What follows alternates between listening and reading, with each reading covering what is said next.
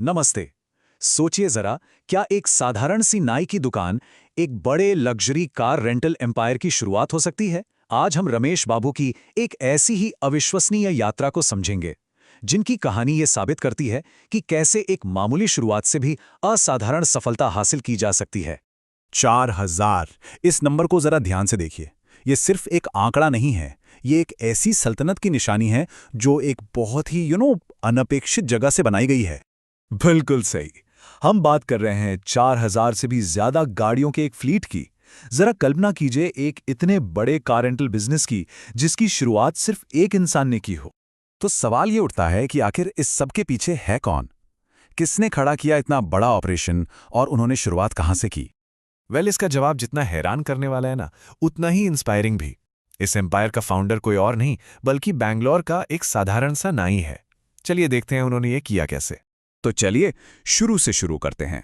कहानी शुरू होती है बैंगलोर की एक मामूली सी नाई की दुकान से, जहां हम इस कहानी के हीरो रमेश बाबू से मिलते हैं।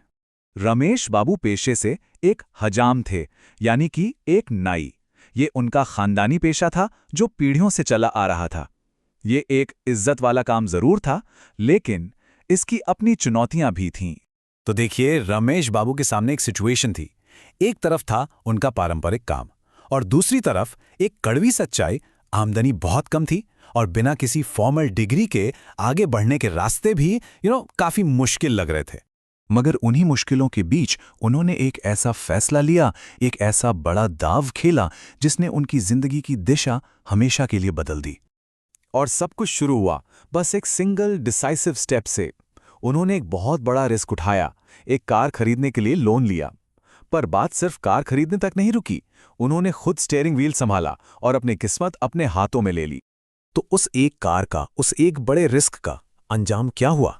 चलिए देखते हैं कि कैसे वो अकेली कार एक ऐसी सक्सेस स्टोरी की नींव बन गई जिस पर विश्वास करना मुश्किल है। और जो नतीजा निकला ना, वो किसी की भी उम्मीद से कहीं कहीं ज्यादा बड़ा था। उस एक कार ने एक स्नोबॉल इफेक्ट शुरू कर दिया, जो धीरे धीरे बढ़ता गया और फिर एक बहुत बड़ी चीज में तब्दील हो गया। और इसी के साथ हम वापस उसी नंबर पर आ जाते हैं, 4000 से भी ज्यादा। अब ये सिर्फ एक नंबर नहीं है, ये इस बात का जीता जागता सबूत है कि लगन और मेहनत से क्या कुछ हासिल किया जा सकता है। जरा सोचिए, एक इंसान एक कार से शुरुआत करके एक इतना बड़ा फलता फूलता कार रेंटल बिजनेस खड़ा कर देता है, जिसके पास आज 4000 से ज्यादा गाड़ियों का फ्लीट है। ये सिर्फ इंप्रेसिव नहीं है, ये तो कमाल ही है।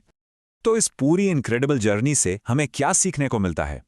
यहाँ जो सबक है ना, वो सिर्फ बिजनेस के बारे में नहीं है, ये उससे कहीं ज्यादा गहरा है। ये है नजरिए की ताकत के बारे में। रमेश बाबू ने खुद इस पूरी फिलॉसफी को अपने कुछ शब्दों में इतनी खूबसूरती से समझाया है, जो उनके सफर का निचोड़ है। तो इसका मतलब क्या हुआ? मतलब ये कि कोई काम छोटा नहीं होता, बस हमारा देखने का नजरिया छोटा हो सकता है। ये एक बहुत पावरफुल रिमाइंडर है कि काम का टाइटल नहीं, बल्कि काम के प्रति विजन, एक सोच तय करती है कि मंजिल कहां तक जा सकती है। और ये बात हमें एक आखिरी लेकिन बहुत ज़रूरी सवाल पर लाके छोड़ देती है। हमारी अपनी ज़िंदगी में ऐसी कौन सी पोटेंशियल है, कौन सी संभावना है जो सामने होते हुए भी छिपी हुई है और बस एक नए नज़रिए से देखे जाने का इंतज़ार कर रही है?